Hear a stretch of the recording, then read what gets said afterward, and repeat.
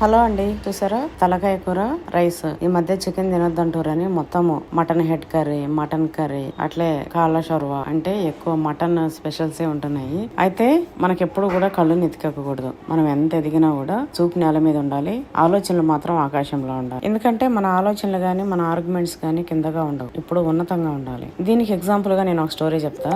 అయితే ఒక గాడిద పులి దగ్గరికి వెళ్ళి ఒక కలర్ ని చూపెట్టి ఇది పసుపు కలర్ అని చెప్పి పులితో అంటది. అంటే లేదు ఇది రెడ్ కలర్ అని చెప్పి పులి అంటది. లేదు ఇది పసుపు అని వాదిస్తూనే ఉంటది గాడిద. సరే నీది కరెక్టా నాది కరెక్టా వెళ్దాం అని చెప్పి అడవికి రాజైన సింహం దగ్గర పట్టుకెళ్తది ఆ గాడిద. అయితే అక్కడికి వెళ్తే ఆ గాడిద ఏ కలర్ అయితే చెప్తుందో ఆ కలర్ నే సింహం అవును ఇది పసుపు కలరే అని చెప్తుంది. చూసినావా నేను చెప్పిందే కరెక్ట్ అని చెప్పి వెళ్ళిపోతుంది గాడిద. అయితే పులి అడుగుతుంది ఇది రెడ్ కలర్ కదా పసుపు కలర్ అని చెప్పి గాడిద చెప్పిన కలర్ చెప్పేసి ఎందుకు పంపించినావు అని చెప్పి సింహాన్ని అడుగుతుంది. అయితే సింహం ఏమంటది, అట్లనే ఈ కథ సారాంశం ఏంటి అనేది కామెంట్ చేయండి. అట్లనే కర్రీ అయితే సూపర్ ఉంది.